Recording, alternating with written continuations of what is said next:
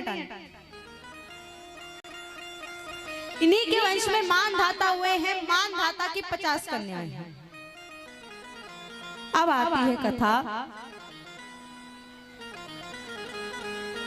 परम ब्रह्म ऋषि, परम पूज्य, परम विख्यात, हर पुराणों में जिनका वर्णन हमारे शौभ ऋषि जी महाराज, जिनको मेरा बार बार प्रणाम। उनकी कथा को अब मैं कहने जा रही हूँ। इतना सामर्थ्य तो नहीं कि उनकी कथा का मैं बखान कर सकूं, पर जो प्रयास हो पा रहा है वो आपको कहते हैं। बिल्कुल शांति बनाएंगे। अब मैं कथा थोड़ा ध्यान की कह रही हूँ। देखो मैंने हंसाया भी है, कथा भी कही है। अब बहुत गंभीर कथा है, बहुत ध्यान से सुनेंगे। जितने भी बच्चे हैं बिल्कुल शांत बैठ जाओ, जैसे स्कूल में बैठते हो, बिल्कुल शांत। हाँ, महाराज शौबरी भगवान है, इसमें कोई संदेह नहीं है। पर कथा शुरू करूं उससे पहले एक बात और कह देती हूं। मेरे लिए सभी ऋषि परम पूजनीय हैं, परम आदरणीय हैं, परम सम्माननीय हैं और भगवान स्वरूप है। संत भगवान स्वरूप होता है। परंतु किसी को बुरा ना लगे, मैं किसी भी एक खास संत की नहीं कह रही हूं। ये मैं वो कथा कह रही हूं जो श्रीमद् भागवत कथा में वेदव्यास जी महाराज ने लिखी। श्रीमद् भागवत कथा में भी है और आगे मैं आपको प्रमाण बताती चल रही हूं। यहाँ पर शौभ ऋषि महाराज को एक दिन तपस्या कर रहे थे जल में, यमुना जल में। एकदम से भगवान ने आराधना करी, ध्यान दिया कि आप विवाह कीजिए। मछली आई, मछली को देखकर मन में कोलाहल उठा कि मैं विवाह क्यों ना करूं। और यहाँ मेरे परम पूज्य ऋषि मानधाता के पास पहुंचे और मानधाता के पास पहुंचकर अपनी 50 कन्याओं में से एक कन्या मांगी। एक बात याद रखिएगा, भगवान संत कभी भी अपना घर बार अपनी मर्जी से नहीं बसाता। ईश्वर का आशीर्वाद होता है और उनकी मर्जी होती है तब घर बसता है। ये बात ध्यान से समझ लेना, सुन लेना। ये बात आपके लिए है। जो लोग कहते हैं हमारे परम ब्रह्म ऋषि ने विवाह किया, भैया ना तो वो साधारण थे, ना मानधाता साधारण थे, ना उनकी 50 कन्याएं साधारण थी। कोई साधारण नहीं था। पहली बात, वो भगवान है। भगवान क्यों है मैं आपको स्पष्ट करूंगा। मानधाता के पास पहुंचे, मानधाता से कहा, राजन आपकी 50 विश्व सुंदर स्त्री कन्याएं हैं, इनका एक पुत्र भी है मुचकुंद। मानधाता से कहा मुझे अपनी एक कन्या दे दो। मानधाता ने ऊपर से लेकर नीचे तक का स्वरूप देखा, बोला इस हालत में विवाह करोगे बुढ़ापे में? कैसी आई, कैसा शरीर कैसा है? वृद्ध अवस्था है, हड्डियां बाहर है, मांस है नहीं, आंखें अंदर तक धसी हैं, काली पड़ी हुई है, झुर्रियां पड़ी हैं चेहरे पर, बाल पक गए हैं, पैर छिले हुए हैं। ऐसी अवस्था में विवाह करने जा रहे हैं। मानधाता ने सोचा अगर मैंने इनकी बात नहीं मानी तो ये मुझे श्राप,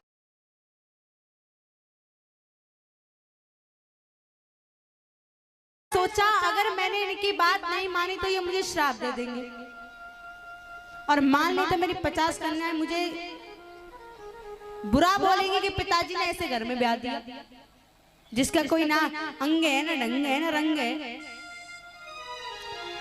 उन्होंने कहा महाराज ऐसा करो, आप 50 कन्याओं के पास चले जाओ, जो आपको पसंद कर ले उससे विवाह कर लो। शौबरी जी महाराज समझ गए हमारी आयु पे जा रहा है सीधा। शौबरी जी महाराज गए, अगले दिन 18 वर्ष का तप के बल से शरीर बनाया, नवयुवक शरीर, बाल्य अवस्था है, बड़े सुंदर हैं, सिर पे मुकुट है, हाथ में कंदन है, गले में मालाएं हैं। चले महल में पहुंचे। महलों में जाकर के जैसे ही 50 राजकुमारियों ने देखा, सबसे छोटी वाली बोली इनसे तो मैं विवाह करूंगा, मेरे पिताजी ने इनको हमारे लिए भेजा। उससे बड़ी वाली बोली नहीं मैं करूंगी। उससे बड़ी वाली बोली नहीं नहीं मेरे लिए भेजा है, मैं पढ़ी हूं, मैं करूंगी। 50 की 50 कन्याएं आपस में लड़ने लगी कि मैं करूंगी, मैं करूंगी, मैं करूंगी, मैं करूंगी।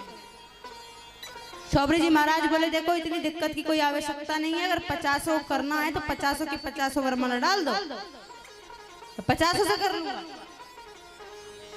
50 वरमालाएं डाल करके शौबरी जी महाराज राजा मानधाता के पास वही पुराना स्वरूप बना करके आ गए, बुढ़ापे का। मानधाता चकित रह गए, बोले मेरी एक लड़की पागल हो सकती है, 2 पागल हो सकती हैं, 3 पागल हो सकती हैं, ज्यादा से ज्यादा 15 पागल हो सकती हैं, पर 50 को क्या हुआ जो एकदम से शौबरी ऋषि पे वरमाला डाला।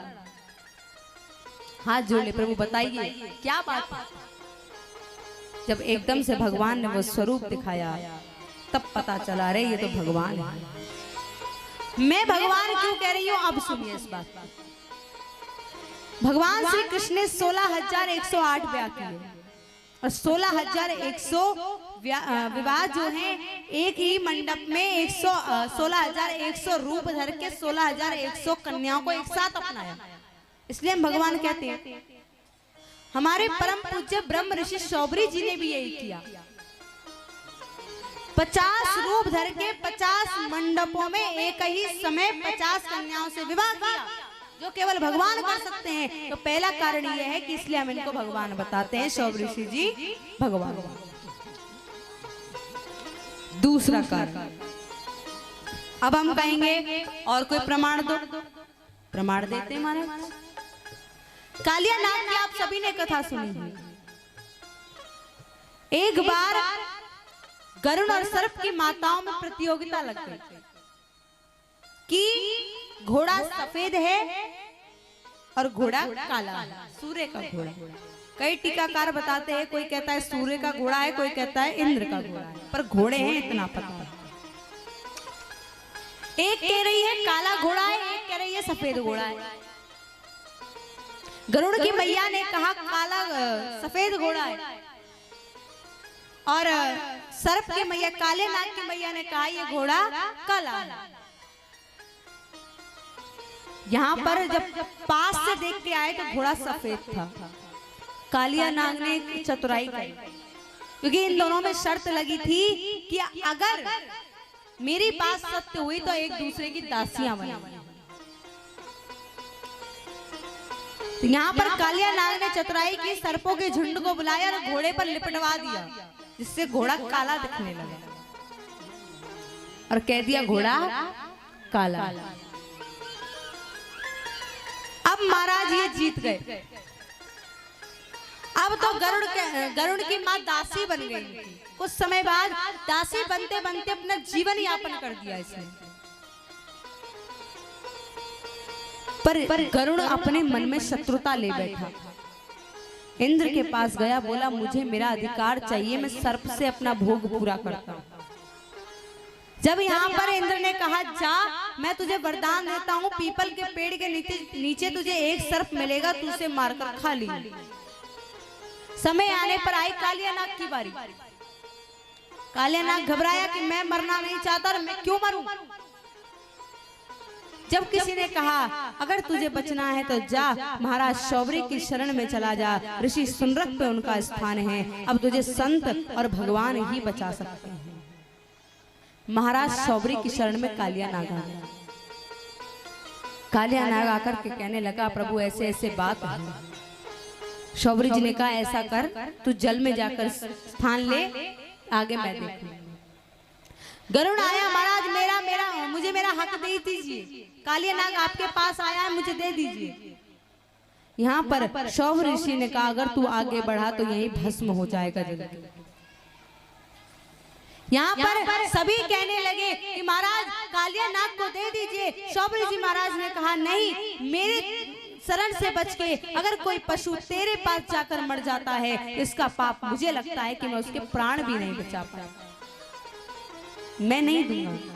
गरुड़ ने क्रोध में कहा, आप इसको बचा रहे हैं, जाओ मैं आपको श्राप देता हूँ, आपके आने वाले वंशज अहिवासी के नाम से जाने जाएंगे। अहिवासी, इसका अर्थ क्या है? अहम माने सर्प, वास यानी रखना। जो सर्प को वास दे वही अहिवासी है, वही अहिवासी है।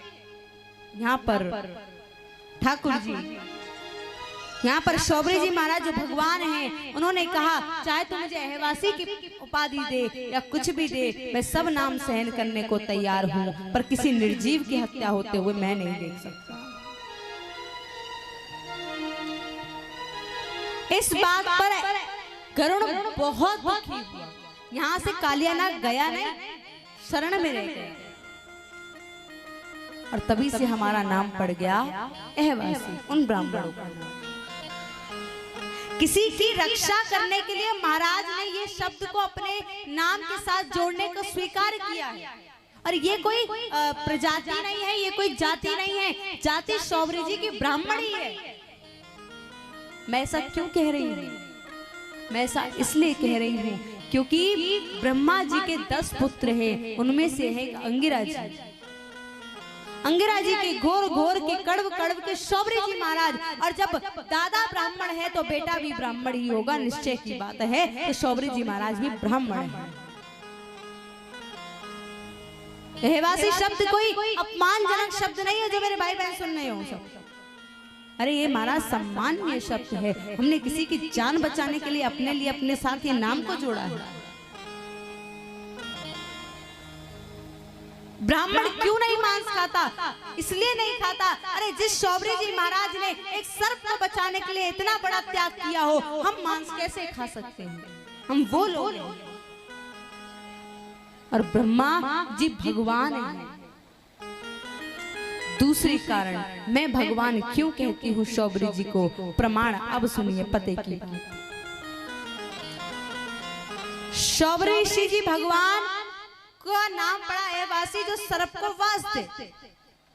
अच्छा, भगवान विष्णु किस पर सोते हैं? शेष सैया।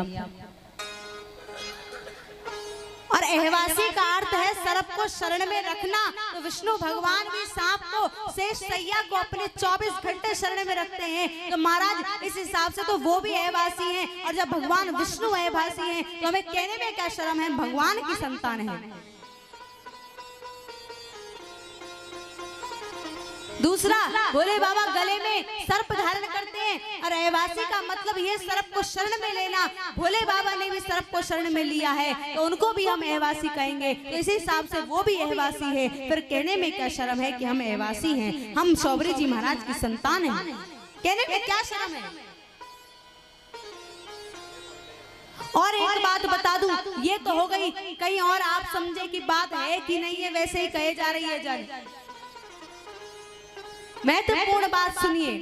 विष्णु पुराण में 4 अध्याय में पाराशर ऋषि ने नारद जी से भगवान शौबरी जी को भगवान कहकर संबोधित किया है। इसलिए जब भगवान नारद तीसरे अवतार हैं भगवान विष्णु के, जब वो भगवान कह रहे हैं तो हम कहने में क्यों कतरा रहे हैं? जब नारद जी जो भगवान के तीसरे अवतार हैं वो भगवान कह रहे हैं उनको, तो हम क्यों कहने में कतरा रहे हैं? पर हमारी मानसिकता ऐसी हो गई है, कोई अहिवासी कह रहे तो हम चिढ़ जाते हैं। अरे कौन सा ब्राह्मण है? अहिवासी ब्राह्मण है। अरे भैया, अहिवासी कोई ब्राह्मण नहीं होता। जैसे भारद्वाज ब्राह्मण है, भारद्वाज जी का नाम जुड़ा है, ऐसे हमारे साथ शौबरी जी का नाम भी जुड़ा है। और हम अगर बच्चे अपने पिता का नाम विसार दें तो हम जैसा बेकार घटिया इंसान पूरी दुनिया में कोई नहीं होगा। अपने पिता का नाम अपने पीछे से विलुप्त मार रहे हैं। अपने घर के आगे हम लिखवाते हैं शर्मा निवास, पांडे निवास, ये निवास, वो निवास। धन्य है वो लोग जिन्होंने शौबरी निवास लिखवा रखा है। धन्य है वो लोग, एक बार उनके लिए ताली बजाएं। और ग्राम बधावल में मैं इसका प्रमाण देख करके आई हूं। और सुन लो, अब हम भगवान कैसे कहेंगे? राम जी ने सूर्यवंश में अवतार लिया, कार्य ऐसे चमत्कारियों को प्रणाम है, ऐसे परमपिता परमेश्वर को प्रणाम है। ब्रज में शौवर ऋषि महाराज अनोखे है गए तपधारी, है गए तपधारी अनोखे है गए तपधारी। इस कथा को सुन के आपकी बेटी को बड़ा आशीर्वाद मिला था जबलपुर मध्य प्रदेश से। ऐसा नहीं है हमारे ब्राह्मण सिर्फ पंडिताई में आगे हैं, भूल जाइएगा। जबलपुर में जबलपुर के 199 बच्चे आईपीएस ऑफिसर हैं हमारे रहवासी समाज के। बजाओ उनके लिए एक बार ताली। सब देख रहे हैं आपकी कथा को, सब सुन रहे हैं। हो ब्रज में शौवर ऋषि महाराज अनोखे है गए तपधारे। ब्रज में ऋषि महाराज है गए अनोखे तपधारी, है गए तपधारी अनोखे है गए तपधारे। है गए तपधारी अनोखे है गए तपधारी। हो ब्रज में हो ब्रज में हो ब्रज में शौवर ऋषि महाराज अनोखे है गए तपधारे। ओ ब्रज में तो ऋषि महाराज है गए अनोखे तपधारी।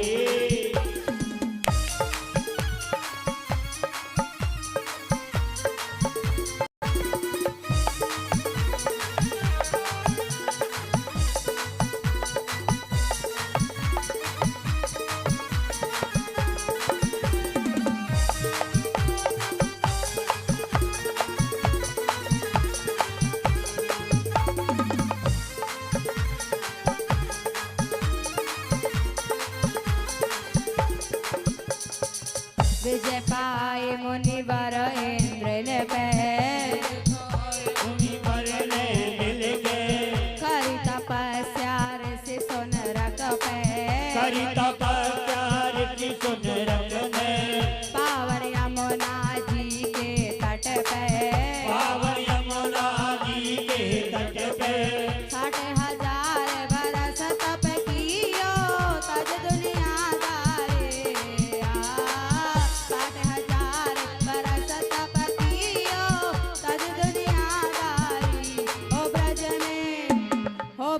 में हो ब्रज में शौवर ऋषि महाराज अनोखे गए तपधारे। ब्रज में तो ऋषि महाराज अनोखे है गए तपधारी। शौवर ऋषि महाराज की जय हो।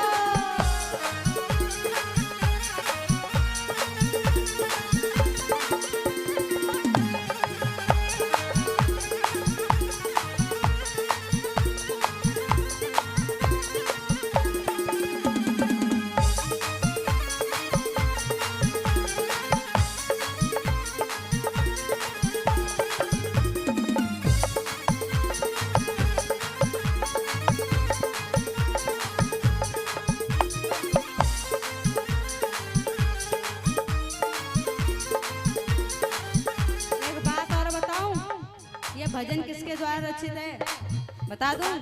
खानपुर वालों ने रचा है इसको, देना धन्यवाद उन्हीं को। गरुड़ सरप में भई लड़ाई, गयो सरप में भई लड़ाई, सरप युद्ध में गयो घबराई। युद्ध में गयो घबराई, नाग लई शौवर शरणाई। नाग लई शौवर शरणाई। मांगे करण से कार ऋषि से क्रोधित हुए वारे। मांगे करण से कार ऋषि से हुए वारे। हो ब्रज में हो ब्रज में हो ब्रज में शौवर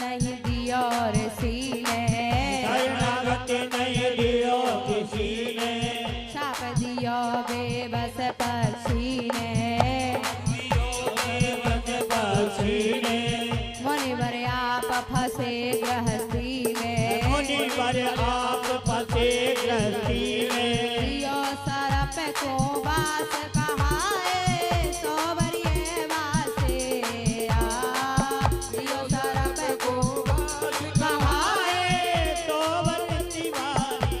ओ ब्रज में, जय हो, ओ ब्रज में, जय हो, एक बार बोलो प्रभु ऋषि सोबरी महाराज की जय हो।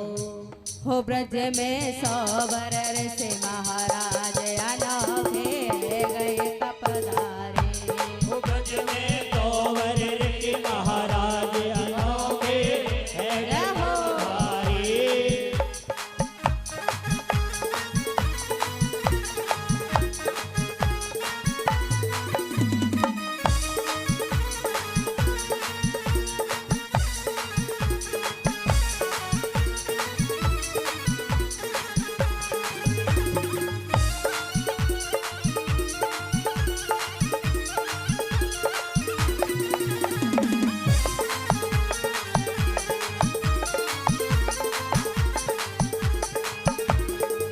और ऋषि मान धाता ढिंग आए, और श्रीमान धाता गिराए, सुंदर सुंदर स्वरूप बनाए, सुंदर स्वरूप बनाए, राजकुमार के मनवाए, राजकुमार ऋषि मनवाए, राजकुमारी 50 मुदत होए बरमाला डाले, राजकुमारी 50 मुदत बरमाला डाली। ओ ब्रज में, ओ ब्रज में, जय हो, ओ ब्रज में सोबर ऋषि महाराज अनोखे गए तपधारे, ओ ब्रज में सोबर ऋषि महाराज अनोखे है गए तपधारी।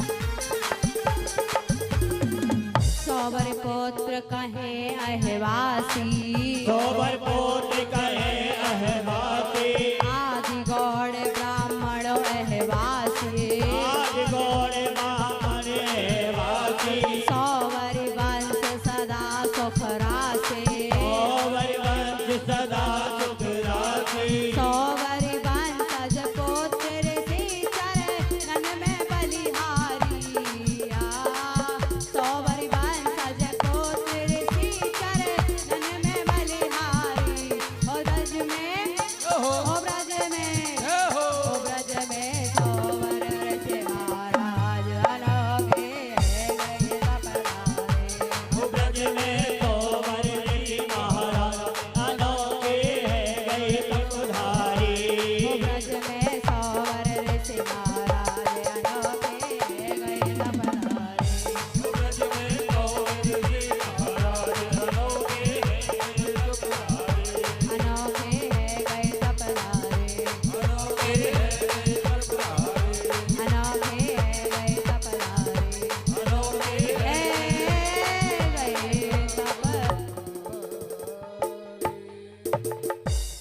बोले परम ऋषि सोबर जी महाराज की जय हो, 33 कोटि देव देवताओं की, जय, सभी ऋषि गणों की, जय, काली विषधर जीव सोच ऋषि आई है, अही को दियो वास बने दुखदाई रे, गौ लोक ये धाम है आप ब्रजवासी रे, और इस कूरा खो पास बनो एहवासी रे, सौब्र ऋषि ने काली पास टिकायो है, और विप्रवंश जो एवासी के लायो है। तो कुछ जो ब्राह्मण है वो एहवासी। एहवासी ब्राह्मण का अर्थ होता है सर्वश्रेष्ठ ब्राह्मण। हम हैं आदि गौड़ ब्राह्मण ही, जो सभी ब्राह्मण हैं हम वही हैं, सबसे उच्च कोटि के ब्राह्मण आदि गौड़ ब्राह्मण। पर हमें एक पुरस्कार मिला गया है एहवासी। जैसे किसी बच्चे को कहते हैं ना, नाम उसका मोनू और अच्छा कोई काम कर जाता है उसके पीछे कोई और नाम जुड़ जाता है, वही हमारे साथ है। और कोई गलती रह गई हो कथा में तो क्षमा कीजिएगा। भगवान शौबरी जी ने 50 कन्याओं के साथ विवाह किया, 50 के साथ घर बसाया। उन्हीं 50 में से हम ना कोई संतान है और उन्हीं की वंशावली आज भी बढ़ रही है। 84 कोष में एहवासी ब्राह्मण पाए जाते हैं और सिर्फ 84 कोष में नहीं, हमारे भारत में बहुत प्रांत हैं, जयपुर, राजस्थान, महाराष्ट्र, जबलपुर यानी मध्य प्रदेश, इधर तमिलनाडु, केरल और इधर छत्तीसगढ़, इधर हमारे बहुत सारे ब्राह्मण हैं। हरियाणा में सबसे ज्यादा है और ब्रज में तो है ही है महाराज, मथुरा में इनका फिर कहना है। मुझे जब पता है इन महान जो विभूति हैं, इन्होंने एक शौबरी ऋषि नाम से एक व्हाट्सएप ग्रुप बनाया हुआ है, परम ब्रह्म ऋषि शौबरी जी महाराज के नाम से। इनका एक बड़ा सुंदर वृंदावन में स्थान है ऋषि सुनरक, जहाँ पर प्रभु ने 60,000 साल रह करके तप किया है। हम कोई साधारण नहीं कर सकते और तप करने के बाद घर बसाया है। तो अब आगे कथा में बढ़ते हैं। सामरो बुला रहे हो है कि आ जाओ।